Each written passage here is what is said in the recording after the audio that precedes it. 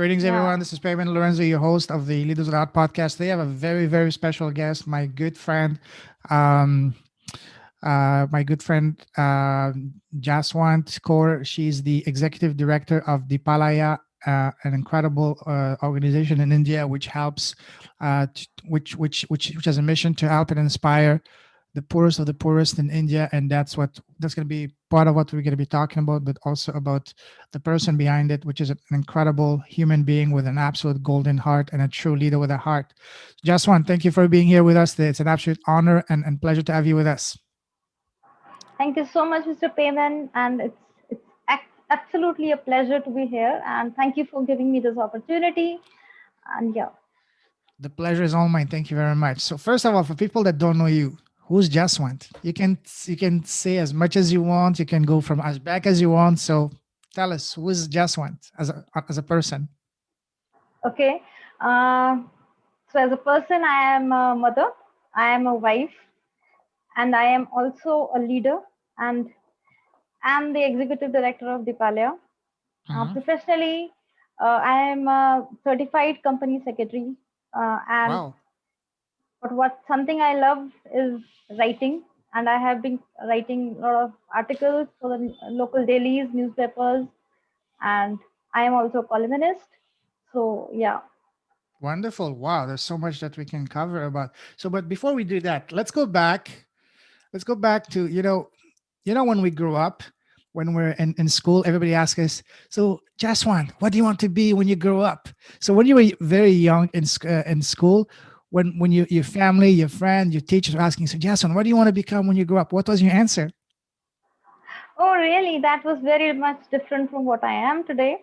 So Hmm. I always wanted to be a scientist because science Wow. was something which attracted me, and until my +1 and +2, this is something which comes after 10th in India.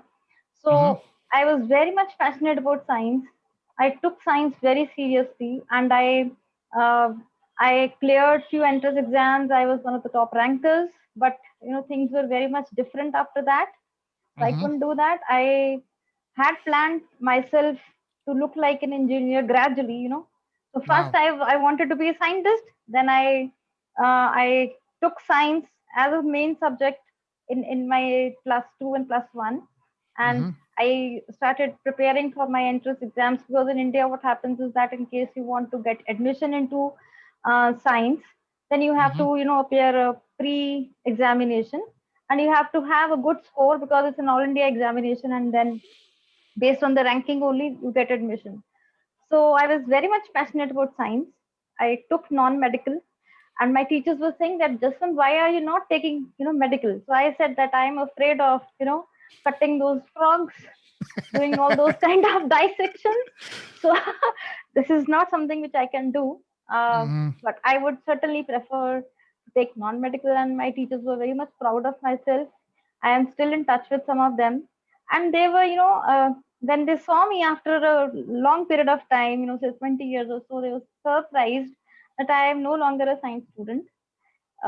And interestingly, I did commerce later on, because I could not take admission in the engineering course that I was looking at because Hmm. of several reasons. And then gradually, even after doing commerce, I did a master's course in arts, and then Wow. uh, I started writing. I did a course in journalism, and gradually I landed up in the social and development sector. So seriously, it was a very topsy turvy journey for me, I would say. Yeah. Oh yes, all over the place. So, how did you get involved in doing what you're doing now? Okay, so this is really personal, actually, Payman. What happened, when I was in +2, I lost my father. Oh, And I'm very sorry to hear that. when, yeah, so when in an Indian family, when you lose your father and your mother is a housewife, things, entirely go upside down. You don't have any Mm, source of income. Those kind of issues were there. At that time, although the fees that my school was charging us was very little, like something, less than $1 or so, something like that, at this particular, if I calculate the amount. mhm, But that was something which was really unaffordable at that time for me. And my mhm, school principal, Mr. Adi Singh, he was so proud of me. He was so fascinated with the kind of studies I used to do. So he said, I'll sponsor the education of Wow. this girl. So that was the turning point for me. Wow. And I always felt grateful to him, because if he had not supported me, I would have perhaps, found it really difficult to clear my plus two, and and I would not have been what I am today. So Mm-hmm. that contribution to my life has actually made a huge difference. And Yes. then, yeah, yes, and then, when I wanted to be a medical student, in India, a lot of cultural issues are there. So one of my relatives said, she cannot be sent to a hostel, so she has to be, with her father or with her uncle, at least something like that. So Oh, that's the wow. reason that I could not pursue my engineering. and and beyond a point that, when you see that your dream is not going to be fulfilled, you just think that, leave it, that's not my cup of tea. So that's why I Mm-hmm. switched to, commerce, did my BCom. I left my mother for a few years. For around 3 years I had to stay alone, Mm-hmm. with my uncle and my own relatives, my cousins.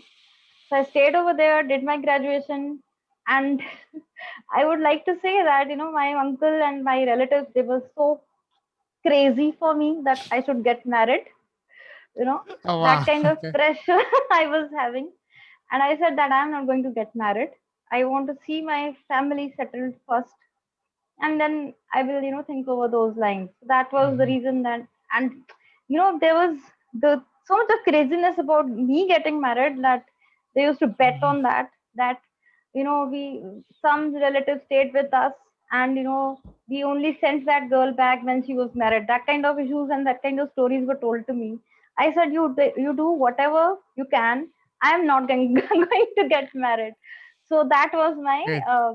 yeah. So that's the thing, that changed my entire thing, my entire Mm-hmm. thought process. So it was really, really a struggling period for me. I used to write articles for the newspaper, collect Mm-hmm. money from them, and that was the money that I used for my own education later on. Although my mother, she helped me somehow to complete my graduation, and after graduation I did this. Started writing articles, earned some money, and then continued my education. So, and the main reason I did company secretary, which is a very good profession in India, was that I would be able to earn a lot of money, and Mm-hmm. that will change the entire outlook of my family, and then I can think of things on for myself. That was my thought process at that time. Mm-hmm. So after, around working for around 10 years in the company secretary profession, I felt like, what the hell I'm doing? This is not something which I always wanted to do. Mm-hmm. And suddenly, I met a friend on Facebook, and he said that, there is a job over here in Deepalaya. Why don't you apply for it? And I Mm-hmm. applied. I never knew that I would be, clearing the interview, and I will be selected as. At that time, I was selected as the director of communication resource mobilization in Deepalaya. So Wow. that's how this journey, began. In fact, I would say I was not at all confident that I would be able to do justice to this job. I did not declare to anyone, uh, to any of my friends, that why I am moving from Chandigarh to Delhi, and Mm-hmm. where am I joining. I did not disclose this to anyone. Only my husband was aware of it, and Wow. uh, I shared my feelings only with my husband, my inner thoughts, that I don't know whether I would be able to do justice, because I mean every penny counts, and I should Mm-hmm. be in a position to ensure that no money is wasted, no corruption is there, that ways. So Mm-hmm. and only after 2 or 3 months, when I felt, this is something which I love to do and I will be able to do, I declared on Facebook, like I joined Deepalaya, etc., etc. That way. Wow. So people were really surprised, that she has joined at a good position in Deepalaya. Yeah. Mm-hmm. Why So did and what made then, okay, go ahead. yeah, yeah. No, no, No, you go ask ahead. me, No, no, please. no, no, no, no, go ahead, go ahead, Okay. go ahead. So when I joined the organization, I completely, fell in love with what was being done. In fact, even before, when I was preparing for the interview, I went through the entire documents that were available in the public domain, the annual reports, Mm-hmm. certain pictures, they clicked, they actually, clicked to me, and they just touched my heart. I saw some pictures of a woman, a Muslim lady in Haryana. She was wearing that burqa. In India, they do that. Mm-hmm. And there was a story of that woman, that how she actually transformed the entire family, despite the kind of constraints that she was facing. Wow. This woman was able to educate her girls. She was able to make a place for the girls in the village, and she also had some sort of leadership role in the panchayat, the village panchayats. So these kind of movie stories, actually attracted me towards Deepalaya. And ever since I Mm-hmm. joined the organization, I seriously cannot, believe myself without Deepalaya. That's the kind of situation right now I am in. Wow, that's wonderful. Wow. So tell us, what is exactly Deepalaya? What do you guys do there? Okay, so Deepalaya is basically a 42-year-old organization, and Mm-hmm. the main vision of the organization is to make people self-reliant. So Wow. we have designed different kind of programs to uh, to touch the lives of women, children, youth, and the elderly. So we have a variety of programs. I would say around more than 50 projects we are right now running, and these projects aim at changing their lives. And at the same time, we don't want them to be dependent on the organization throughout their life. So we want them to be on their own, and that's the main vision of the organization. And it Mm-hmm. was founded by 7 people who migrated from Kerala to Delhi. And Wow. when they moved to Delhi, Kerala is one state in India. So when they moved to Mm-hmm. Delhi, they were comparatively good jobs. They were earning handsome salaries, and they were just, a person like you and me. We don't have a huge, wealth. Uh, Mm-hmm. from the ancestors. So they were just normal human beings. So they always felt that whatever they could achieve in Delhi, it was mainly because they got good education, and Mm-hmm. education is something which can change the lives of people, and they wanted to give back to society. So that was the main purpose and with which this organization was formed. And over the last 42 years, we have touched so many lives. I would say, like, we have educated more than 3 lakh 60 60,000 children. Uh, touched the lives of more than 18,000 women. They Wow. have their own enterprises. They are earning their money, like something like Amazing. 9,000 enterprises. And Wow. then, yes, so that's the kind of impact the organization is right now having. And I love whatever we are doing, and just can't, That's think my amazing. life without Deepalaya. That's Yeah. amazing. It's such a beautiful story because if I understand correctly, everything started with a very kind gentleman sponsoring your education, and that allowed you to go towards that path. And now, your whole mission now is to pay it forward to help other people. And now you're involved in working with a company that is in perfect alignment with your own, values, your own principles, and with your heart. So it's a match made in heaven. Wow. So I can say that you're a blessed person because you're doing what you're not only passionate but what you're meant to be doing. So that's amazing. Wow. So Yeah, I would say that yes, I am really blessed to be working with Deepalaya. And if I mhm. would say there is a very good coincidence also. So Deepalaya was founded on 16th of July 1979, and Okay. I was born on 20th of July 1979, just 4 days after Wow. Deepalaya was founded. There you So go. I, There you go. yeah, so yes, Wonderful. Yeah, no, Dipalia. What does the word Dipalia means? Is there any meaning behind it? yeah, certainly, So in India, deep means a lamp of light, and Sorry, above, what does it mean? I'm gonna write actually, this down. yeah. So Deepalaya is basically formed with two words. One is deep, Uh-huh. D-E-E-P, deep, plus Okay. A-L-A-Y-A. A-L-A-Y-A means a Yeah. house. So Oh, deep is, okay. yes, a house of abode of lights. That's the meaning of actually Deepalaya. Sorry, And house of what? House of what? abode of lights, house of A board of lights. light. Oh, okay. Wow, beautiful. Yes, yes, yes. And that's exactly what we are doing. We are spreading light amongst these Wow. people.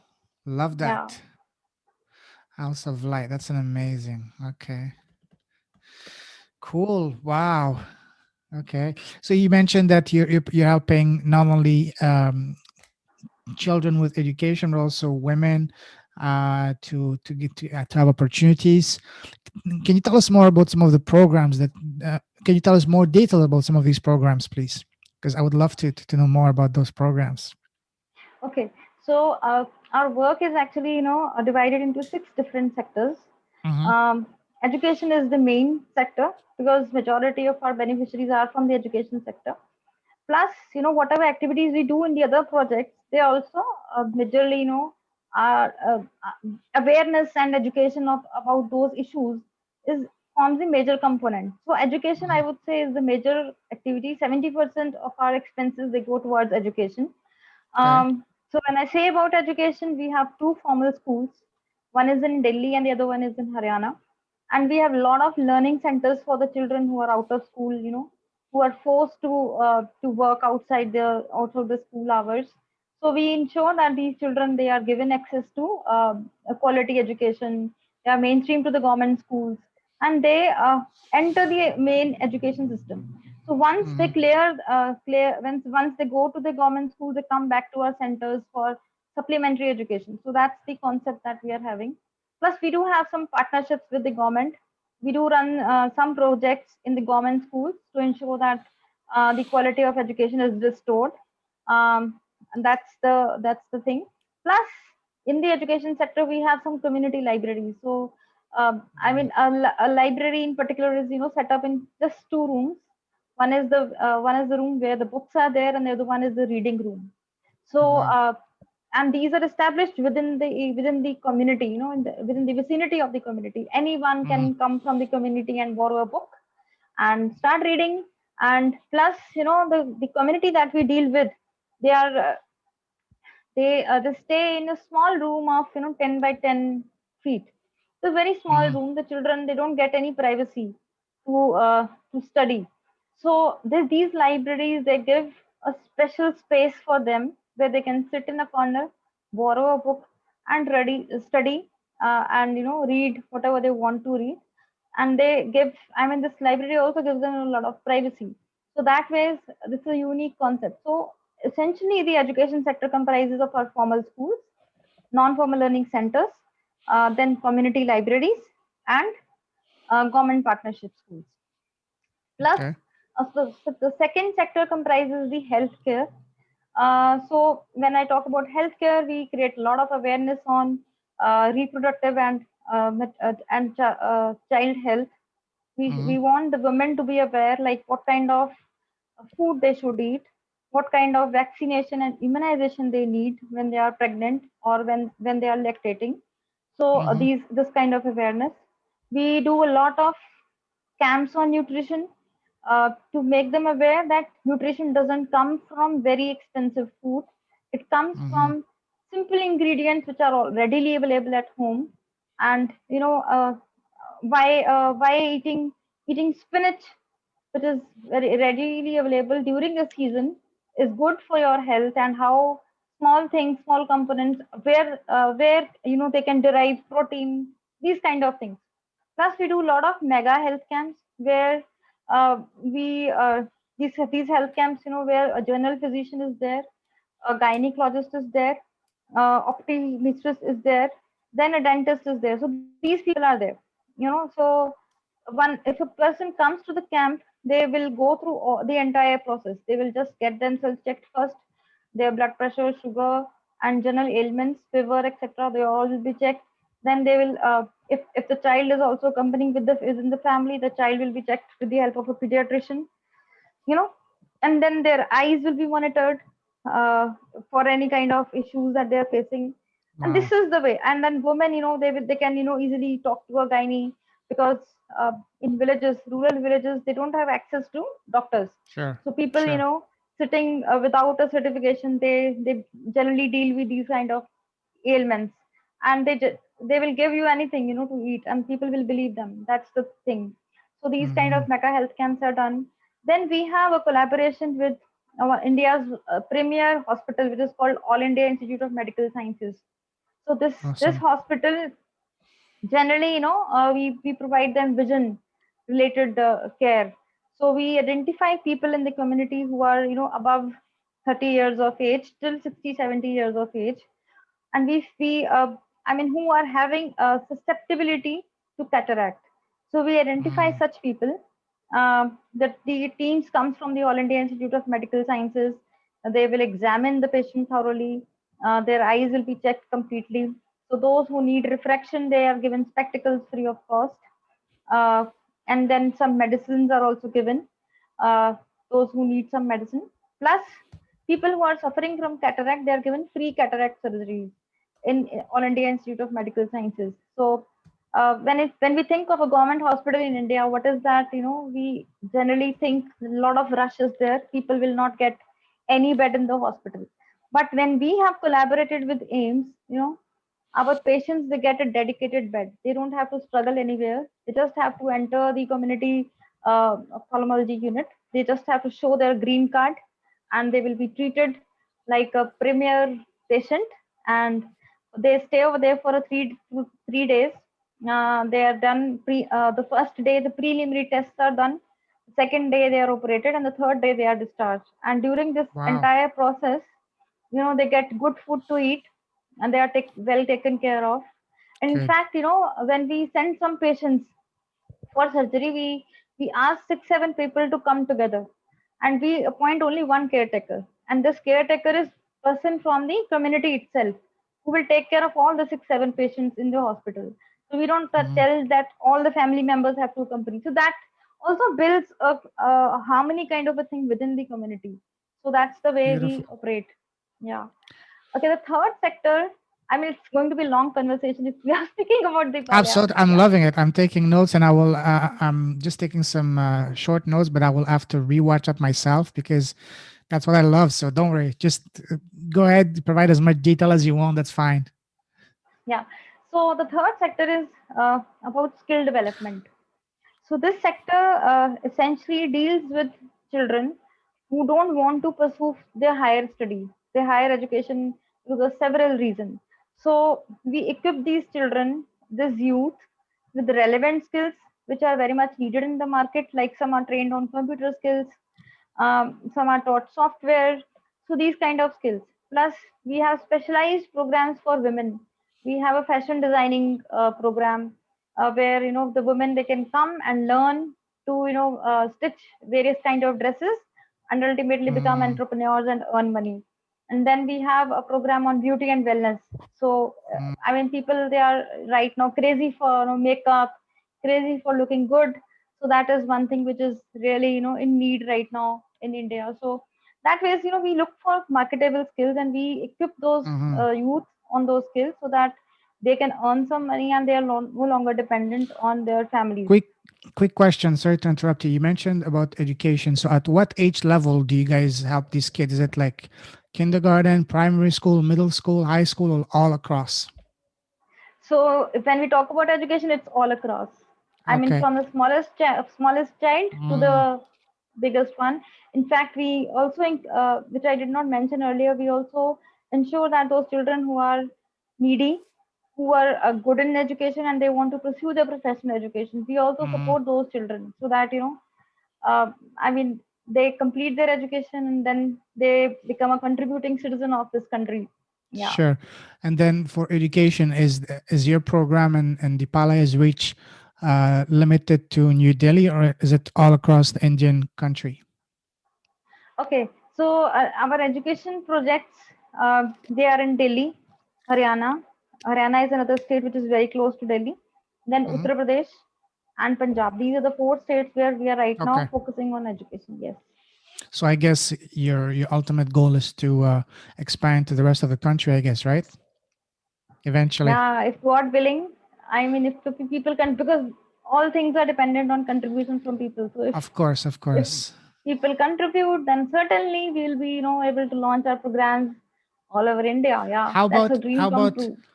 how about the government? Does the Indian government, whether it's the I don't know if in India you have provincial and federal governments, do they also support your program in some way, or they just let you guys do what you do? I mean, Indian government, they have been very supportive, I would say. Good. Uh, yeah, they have been very supportive. Whenever we ask for a permission, they will readily give you a permission, and they have never objected to our programs. I mean, we have been running it for the last 42 years. We have never faced any issue so far with the government. And also, Dipalaya is an organization which complies with all kind of laws. So Hmm. that ways, we are in the good books of the government. Good.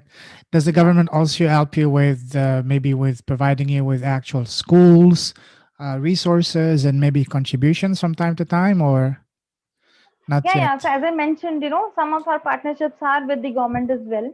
Okay. So they have been providing us their premises to implement our projects. Not only that, their resources as well, some of their teachers as well, they form part of our project. Plus, they have been funding us for our institutional care project as well, which is uh, which is Awesome. especially for the orphan kids and destitute children from various Hmm. locations and parts of India. Yeah. I see. Awesome. That's beautiful. So now getting back to the skill development again, at what age level do you guys teach these kids? I guess it would be more like say high school and after. Yes, we Okay. cater to children who are above 18 years of age Okay. So. because that's the legal age in India where Hmm. you can work. That's Hmm. the age we look at. In fact, some children they get enrolled at 17.5 years, also like 17 and a half years as well. By the time they Hmm. complete their courses, they will be able to complete 18. So that way we encourage those kids also to enroll. But yes, minimum education required is 10th. Yeah, metric is the Okay. minimum. Yeah. Okay. So sorry to interrupt you. So you said six sectors so far. You talked about education, healthcare, and now you were starting about skill development before I interrupted you. So please keep going. Yeah. So the fourth sector is the women development empowerment sector, which I was talking about. So we have worked with women in difficult areas, I would say. Hmm. Uh, in as traditional areas as Mewat. Mewat is one place in Haryana which is considered very conservative. People, they don't allow their women to come out of their houses. To as well developed as well as urban areas as Delhi. So our project on women development were implemented in three states: Delhi, Uttarakhand, and Haryana. What we do is that we organize these women into small groups of 10 to 12 women, and these groups are called self-help groups, and the word itself says that you have to help each other. So they are motivated in a way that whatever money you have, you just uh, keep it keep it aside as a saving. So initially at the beginning when the group is formed, they may not have access to any money. So I mean, they will borrow it from their husbands. So they will keep that money aside, and we will help them in opening a bank account where this money will be contributed every month. So we'll Mm. appoint three people who will be in charge of these self-help groups, and these people are very important positions like president, treasurer, and a secretary. So these are three people which we appoint, and they ensure that this money they meet on a monthly basis. They collect all the contributions and they deposit in the banks. What happens gradually after 6 months is that after 6 months, Dipalaya, either will help them with some micro loan or will help them in getting linkages with the banks. So that is one way, and then we help encourage them to set up their micro enterprises. So a self-help group, if it is having a 10 to 12 people in one self-help group, so we will give a loan of 2 lakh rupees. We don't give huge money because we want that the larger the impact with a smaller amount of money, larger the impact. So we Sorry, encourage them to. sorry to interrupt Yes. you. You said 2 lakh rupee. What is a lakh for those that are not Indians? Okay. Right. So it is less than a million, less than 2 million rupees. Yeah, 2 million is like 20 lakh rupees. So yeah, So 1 lakh is what, like 100,000, I guess. yes, 100,000. Yes, Ah, yes. okay, okay, Yeah, okay. that's the kind of money that we give, and then this money is divided amongst the members. So these self-help groups, it's a very democratic way of operational. They will decide which member will be given money this month and what kind of where that member will be using that money. So that ways.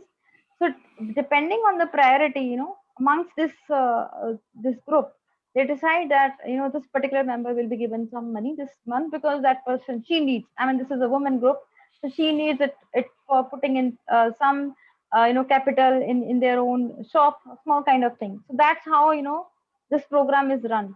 So gradually, this self-help groups, they continue to save over say 5 years, even 10 years, even 20 years also, and it becomes a huge amount, huge corpus Mhm. money with which they can uh, start even interloaning. So they may give money to somebody outside the group also, and they may earn some interest.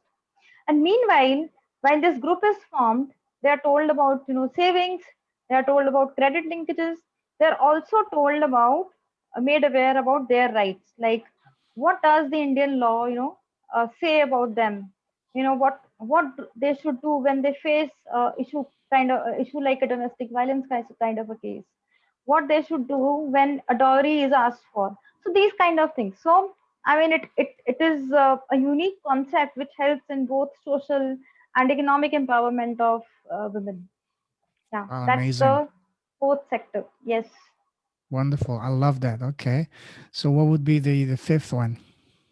Okay, the fifth one is again for the children, and this is the institutional care project where we run orphanages, where we have two orphanages, one for the girls and one for the boys. So this is essentially for children who are on the streets, who don't have anyone to look after. They are often found, begging for alms. So we Hmm. somehow counsel them, bring them to our center, and we give them all kind of facilities which you and me would be giving to a child, as a parent. So we would want them to be educated. We would want them to be on their own over a period of time. We'd want that they should get good food, good clothes, all these things. That's the fifth sector. That's called Hmm. institutional care. Yeah. Wow. That's amazing. Wow. I mean, we can do an entire show just on each and every single one because I'm sure we can go so much more deeper, but wow, I just love it. Okay. And these programs are also for the same, what was it, three or four regions in India, right? You said Delhi, you said Haryana and Kashmir and, No, no, not Kashmir. oh, I sorry. said Delhi. Oh, yeah, Yes. yeah, sorry. I'm Delhi confused has, there. yeah, yeah, I know. It's a lot of information actually. No, no, no, So it's it's okay. Delhi, Haryana, Uttarakhand, Uttar Pradesh, Punjab. So these are the five Oh states yeah, right I'm now. at Punjab. Yeah, yeah. Okay, yeah, yeah. Okay, cool, awesome. Yes. Yeah, I really love that, especially the this the centers for the orphanages, one for the boys, one for the girls. Do you know how many kids there are in each of these orphanages, roughly speaking?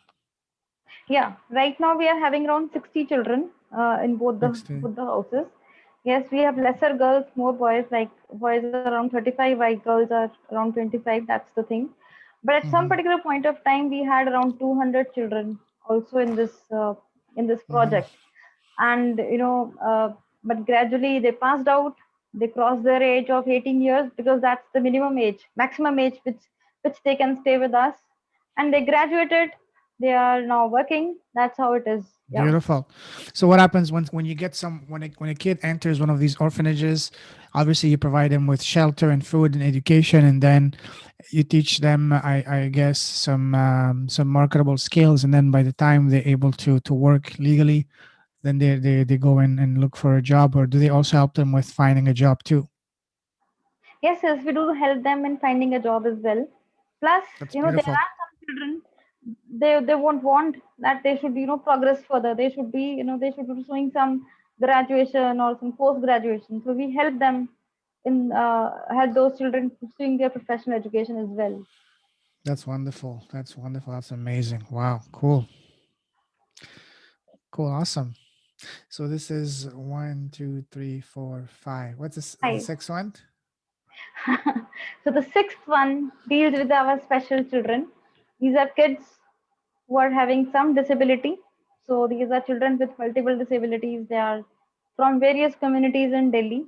We bring them to our center. We do an assessment. We find out like what are the interventions that are needed for every child, and then we plan a program which is called individualized education plan for these children, Mm, and we then give them personalized attention.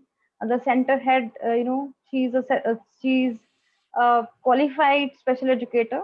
She uh, she ensures that all the educators, they provide the skills to the children as per their goals. So we set quarterly goals for every child, and they are very much religiously monitored. And yeah, we want these children also to be on their own at some particular point of time. So when these children come to a center, many of the kids, they are not able to sit on their own. Many of them, they don't know how to wear their own clothes, how to use the washroom. So that way, I mhm. mean, the services begin from the basic to the even education, and then ensuring that they are skilled and then they are placed. So that's the kind of services that we provide in this center, this project. Awesome. Wonderful. Um, with which one of these six sectors are you mostly involved yourself? I just can't say about that because that's something, this is everything is really very close to my heart. So I would say the girls. I'm more attached towards the girl child. Mm-hmm. Because I myself have seen what kind of atmosphere is there Mm-hmm. when it comes to girls in India. So I'm very much attached to girl children, and that is something which I really want to do going forward in my life.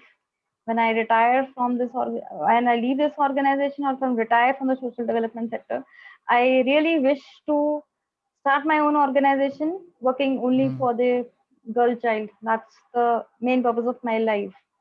Yeah. Wow, that's lovely. Um, okay. And what else? Okay, let me see. So you mentioned that. So you work with. So within Deepalaya, you work with. What I'm trying to say is there are each of these sectors divided into different departments, so everybody that works there works with all of these programs at the same time. So we have different people, because all of these projects, they need different skills. So we Mm-hmm. have different people who are looking after these projects. But yes, all of them, they're reporting to me right now. And Okay. yes, that ways, I have to supervise all these projects that are being run over here. Yes, How long have you been working with Deepalaya again? around 7 years now. 7 years. Okay. Yeah. So okay, I can see that. Did so when what was your before you started working with Deepalaya? What was your impression of them? And once you started with them, did that change, or was that always the same impression? Before joining Dipalaya, you mean to say? Mhm. Yeah, yeah. Yes, Before you yes. As start, I you had mentioned, you had an idea of them, and then once you got in and say, okay, was the idea the same? Was it different? Or tell us about that. so I would say that when I mentioned already, before the interview, I prepared myself for the Dipalaya. I Mm-hmm. said read all kind of material that was available in the public domain, Mm-hmm. and I was really amazed with the work that the organization is doing. And I would say when I entered the organization, I was super amazed, and because then you get to know like a Wow. lot of intricacies, a lot of things that are happening. You just feel those things. When you visit those locations where children are there, where special children are there. When you visit and talk to those women, whose life have been changed. So entire it was. I just can't express those things in words. That's a different, a unique kind of feeling. It's beyond words. So I can totally imagine. Yeah, when you first started working with Deepalaya, with which of these six sectors did you start working with at first? So at that time, my role was of a communication resource organization officer. Mm-hmm. So I was a person who used to interact with all of the project heads. I was not Mm-hmm. looking into programs at all. So Okay. one person who wants to extract all information, use Mm-hmm. it for raising money.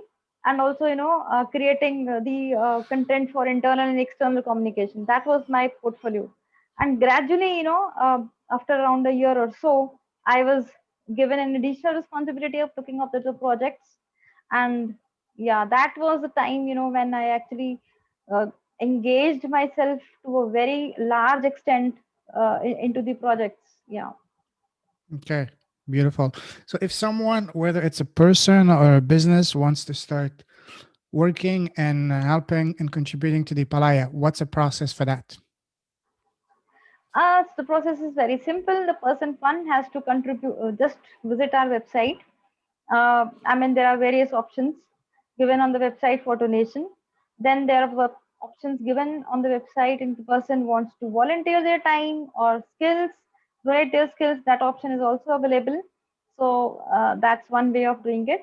And if a business wants to really engage with the Palaya and they want to, use the CSR money, so I mean, they can contribute towards any of these sectors. One.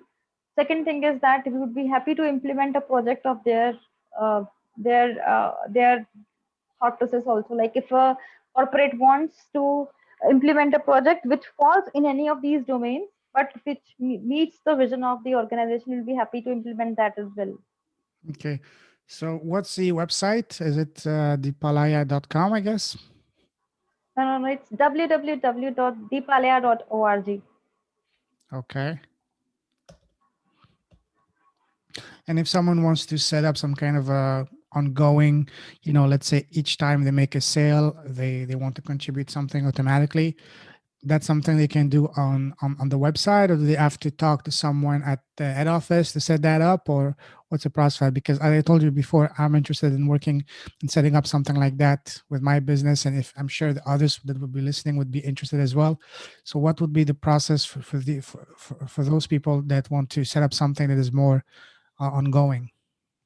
So there is an email ID which is available in the public domain. So the person can Hmm. always write an email on support@deepalaya.org, and this person who looks after the support ID will certainly link you to the relevant person, and then this can be taken forward. Yeah, Okay, wonderful. that is very much possible. In fact, some companies, in case some of their employees want to contribute and they want to Hmm. have a payroll giving project, that is very much possible. So, I mean, that company has to set up a donation option within their organization, and every employee can contribute some amount, whatever they want to, on a monthly basis. And one of our executives can collect the money and the donations. That is also possible. And that program is also available for persons and businesses that are outside of India. Yes, very much. It is available for people and businesses outside of India as well. I would like Okay. to mention that Deepalaya is also registered on a platform called benevity.org, and where some Which organizations. It is which one? Benevity, Sorry. benevity.org. So many of these organizations, what they do is Okay. that if an employee recommends an organization for donation, so I mean the companies, they give a matching grant. So that arrangement is also there. So if suppose an employee contributed, say $100, and the employee may give $300 to match that amount. So that also Okay. is available. Plus, Deepalaya has a US Foundation website where people in the US who want to avail some tax exemption, they can donate over there, and uh, yeah, that money will automatically come to us later on. That's wonderful. Is there any other programs that Deepalaya is currently looking to add in the near future to the line, or these are the six main projects that are set in stone? And what I'm saying is there any other areas of project that they're currently looking to get into? So right now, because of the pandemic, a lot of Mm-hmm. uh, things are changing in India. So we have designed some Sure. projects to meet the requirements of our beneficiaries due to the pandemic. So one is distribution of dry ration kits to the people who don't have access to food. Uh, the second one is for one-time financial support to the families who have lost their breadwinners to COVID. And the third one is, to provide continuous education support to children who have lost their parents, either one or Hmm. both, due to COVID. So that is, these are the three different programs that we are right now implementing. Yeah. I see. Okay, that's wonderful. Uh, I mean, I'm just in awe that such an organization exists, because I think we would need an organization like this, not only in India, but every country would need something like this. Have you guys thought of expanding to other countries? Right now, we don't anticipate that, although we have Mm-hmm. set up the US Foundation just now. And the main Mm-hmm. purpose of setting up that foundation is basically to raise resources for the projects that we are implementing in India. Uh, as far as implementing projects in the US, or in the UK, because we do have a organization in UK as well. Right now, we don't have any plans, but we'll certainly, look this into this in the near future, Mm-hmm. in case something of that thing comes across the management. Yeah. Okay, awesome. Cool, that's wonderful. I mean, I'm absolutely speechless, because that's exactly the type of organization that, deserves as much publicity as possible. Okay. Do you guys organize events to promote your organization?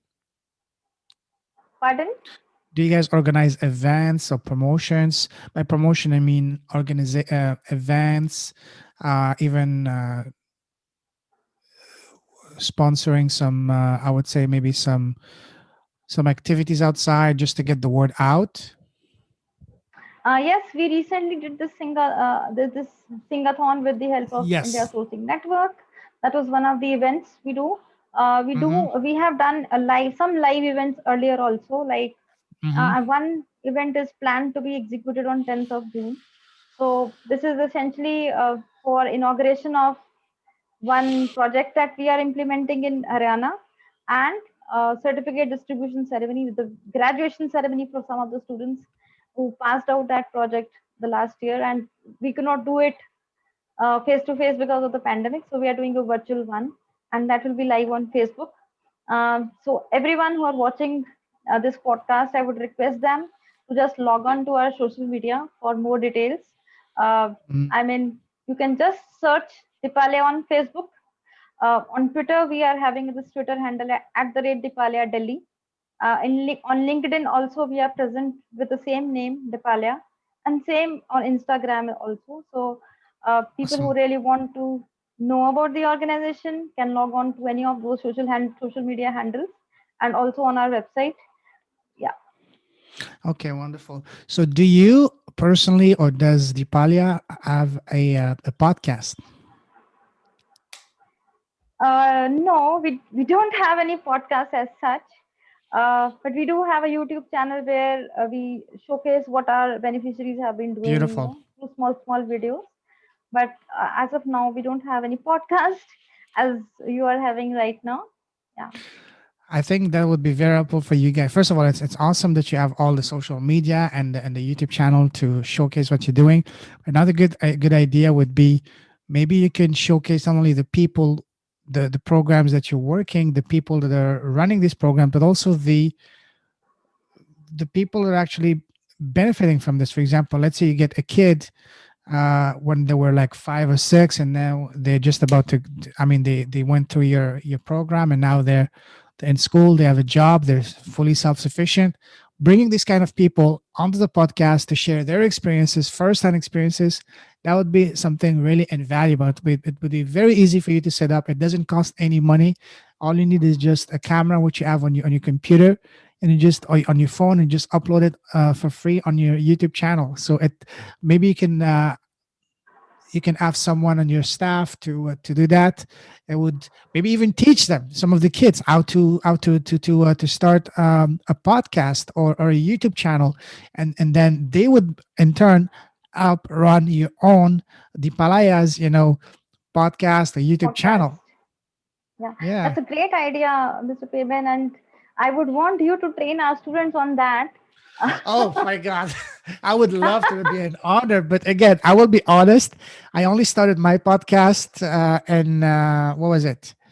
Maybe in October of last year. So I'm still brand new. I'm a newbie. I'm just learning.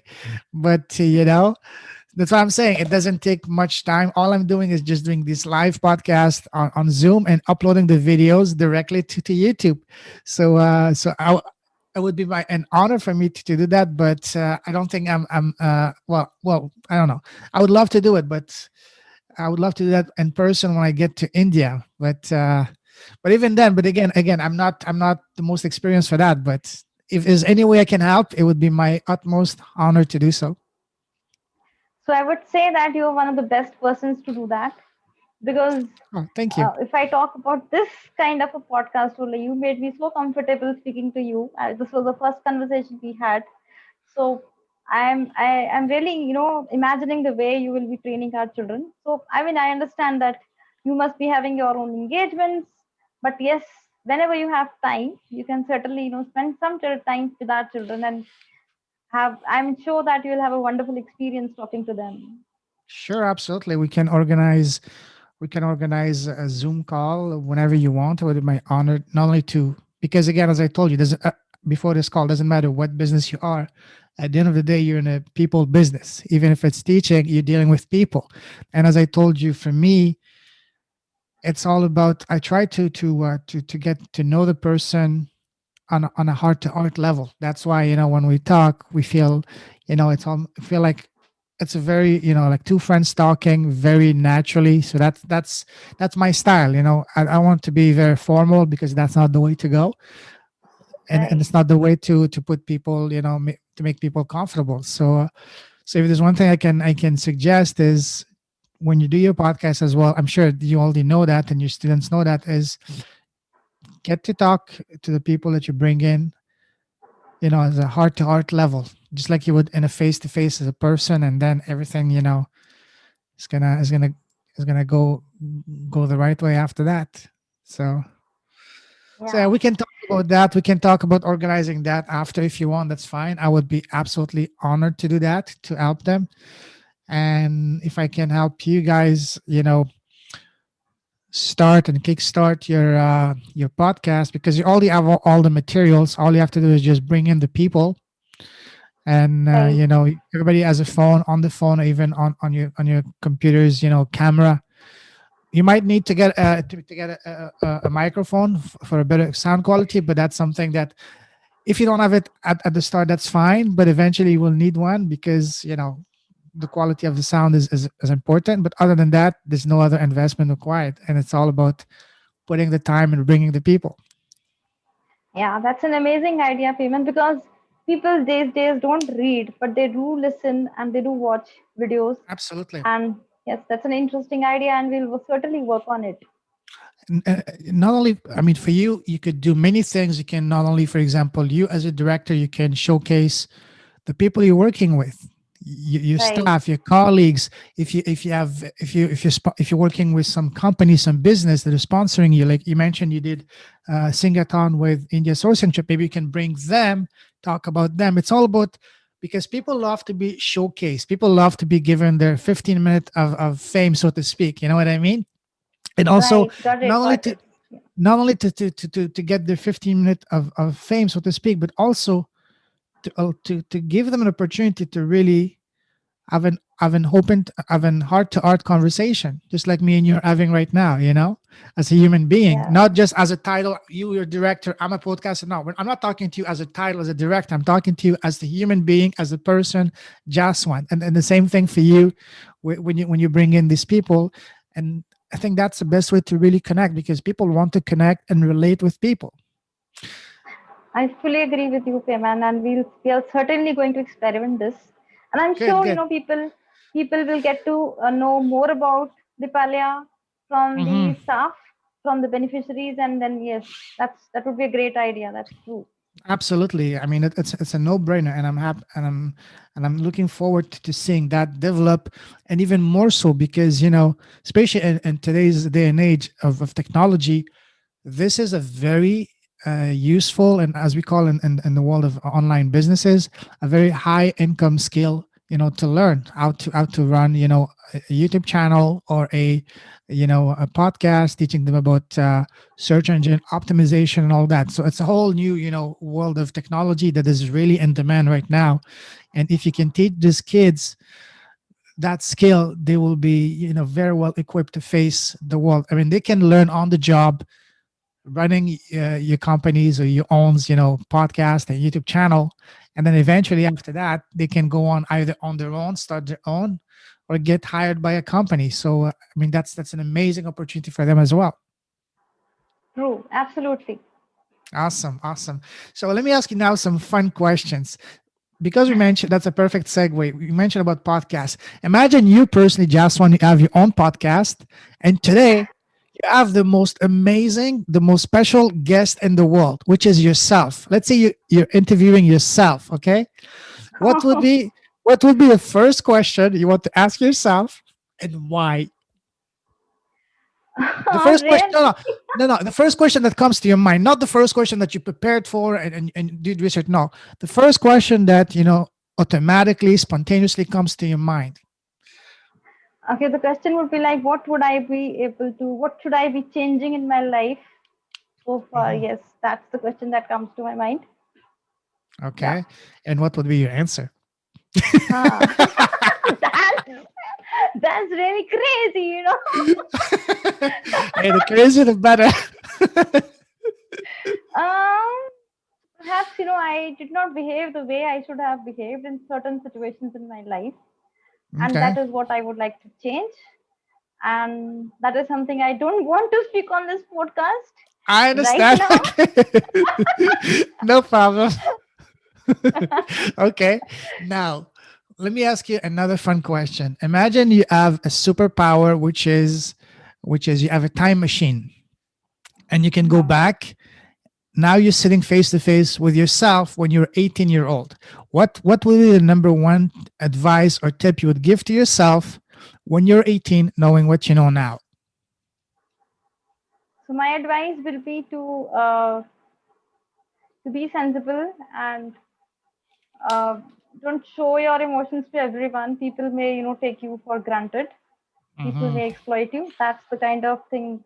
Yeah, it's not a fun question though. Yeah, because I I know. was really emotional at some particular point of time, and certain I I faced agree. the heat of life. Yeah, I would say that. Yeah, I agree. I agree. Because when you show your emotions too much, people can definitely take advantage of that. Yes. yeah. Now, if you had the opportunity to, what superpower, if let's say God would tell you, okay, just one from today, you can choose one superpower, whatever it is, and I will grant it for you. Which one would it be and why?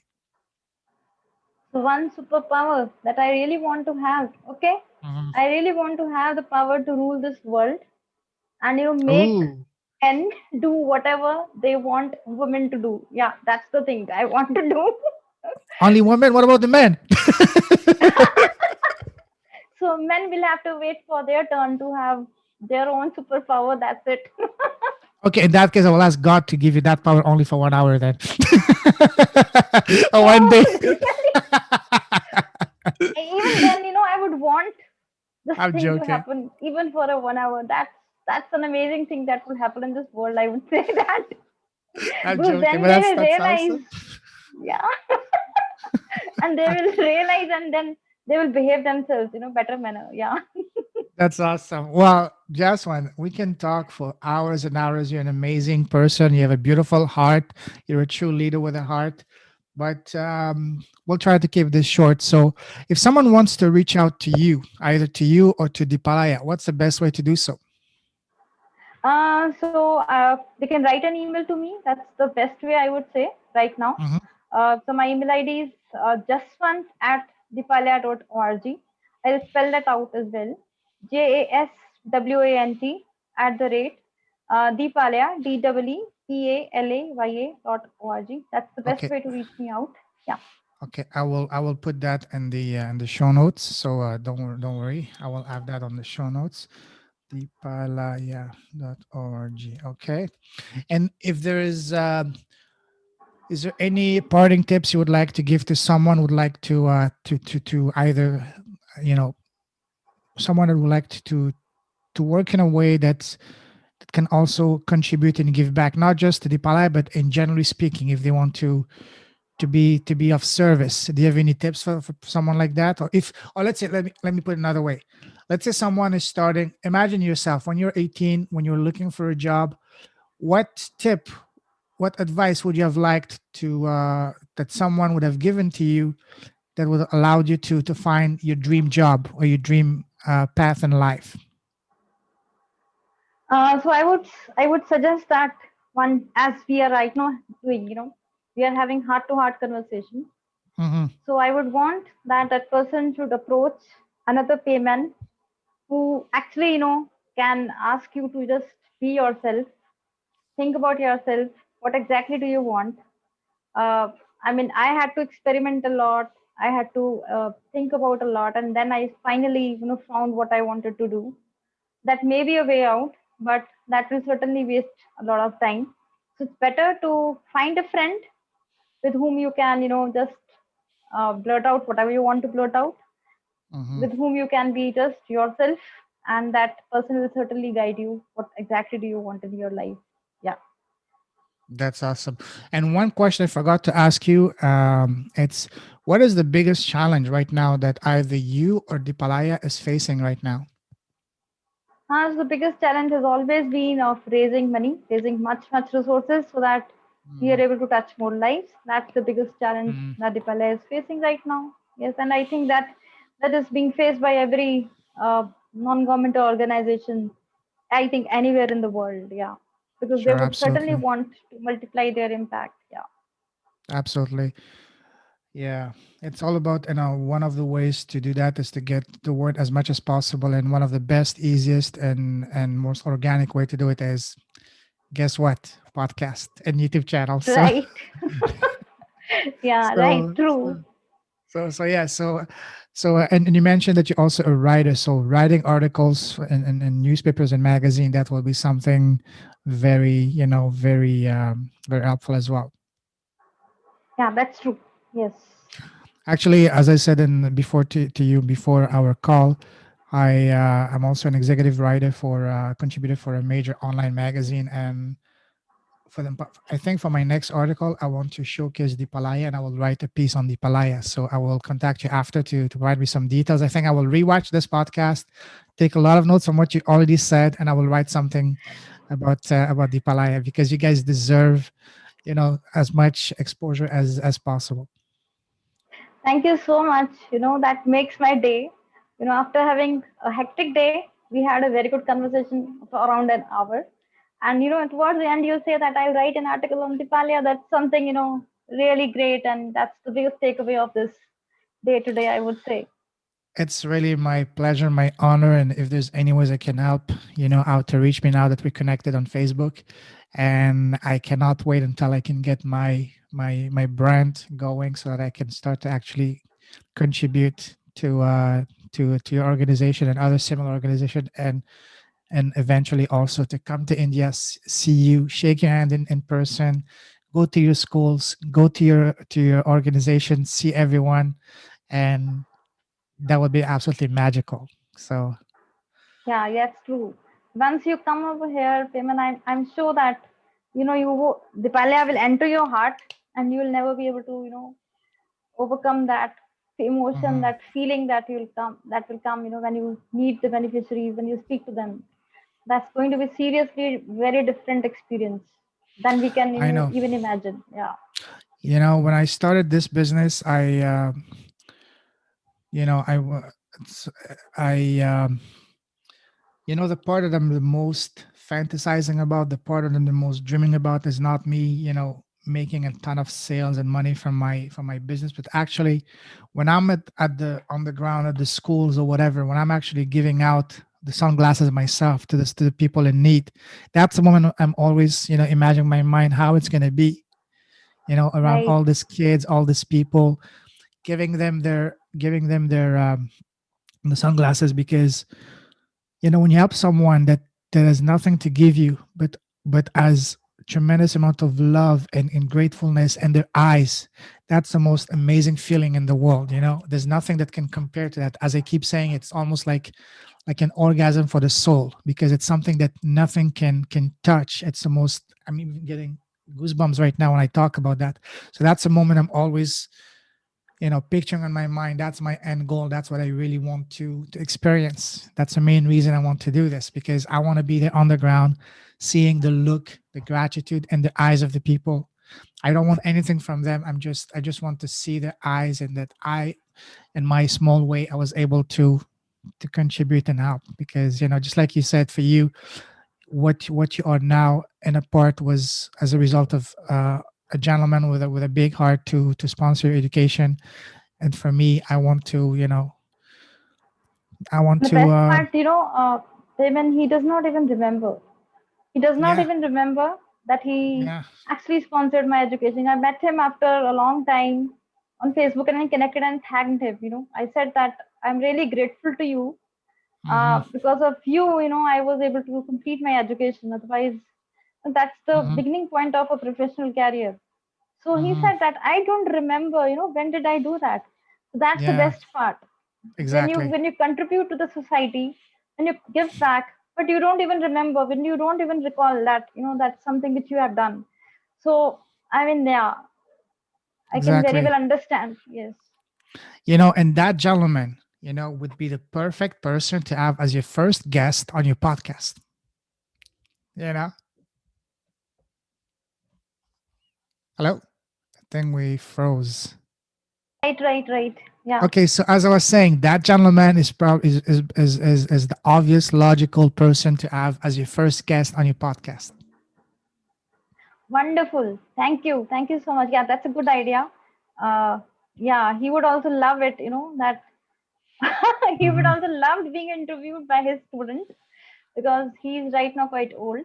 Yeah, he has been running that school.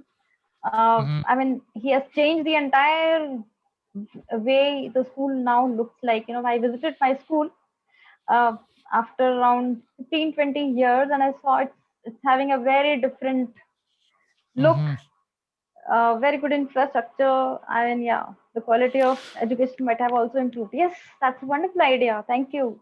You're welcome. That's something amazing. That a very important point is that sometimes we do things for people that for us seem completely insignificant. We don't even remember, but for that person, it can change the world, the life. And that's Yeah, the magic of true. it. That's the magic of it. And I have a belief that not any single person can change the world, but for example, me and you, if we help or inspire just one person, and then that Yes, person goes on to inspire another, and so on and so forth, before long we can have an entire legion, of people that, as I call, leaders with a heart and enlightened entrepreneurs. That's my whole ultimate goal, is to just to inspire others, you know to change the world, so that right. together we can change the world. We can make the world a better place, a more positive place, a more loving place. Absolutely, I agree with you. Fully agree with you. Yes, that's Awesome. the So chain we of happiness. exact it one, 1 plus 1 is not, in mathematics 1 plus 1 is equal 2, but in real life 1 plus 1 is equal 11, because the compounding Right. effect is absolutely exponential. you know Yeah, true. so that's my vision, and that's what I'm building in my own small modest way, and hopefully I can have an impact that's going to be impactful. So yeah, so Jaswant, you're an absolute angel, absolute honor. We can talk for hours and hours, but we'll keep this short. So you're a true leader with a heart. I salute you. I wish you all the best. We'll definitely keep in touch. And yeah, I wish you a very good evening. We'll keep in touch. So thank you for your time. It's been an honor. And we'll probably do another follow up maybe in a few months to do a follow up, especially hopefully by the time when my campaign has been my product has been launched, and we can maybe even do something live on the ground in India, a podcast together. From Yeah, your wonderful. from Yes. That would be from your really, school. Yeah. yeah, that would be really amazing, Payman, and I'm looking forward to that. And thank you so much. I would say that you brought a huge 180-degree smile on my face when we had a Oh, I'm good so happy. conversation. Yeah. That's what I'm. That's the biggest And compliment I did. I'm generally very serious, Hmm. when I speak online, when a person is interviewing me. But I just could not contain my smile, when I was talking to you. That's the magic of your podcast, I would say. And yes, it's a heart to heart conversation. Yeah. Thank you. One can never forget. That's the biggest compliment. Thank you very much. It means a lot. Thank you. But because again, as I said, I was just watching your video you did with the what was it called? Let me just find the name again. The Discover podcast, Discover TV, and yes, you're right. You were completely different. You were very serious, but not Yeah, in much more. exactly. See, you have such a lovely So very smile. serious. That's amazing. Okay, thank you very much. Have a great evening, and I'll get this out. If not today, by tomorrow. It's gonna be live. Okay. Thank you very much. Good night. Bye bye. Thank you. Thank you, Payman. Good Take night. care. Take Have a care.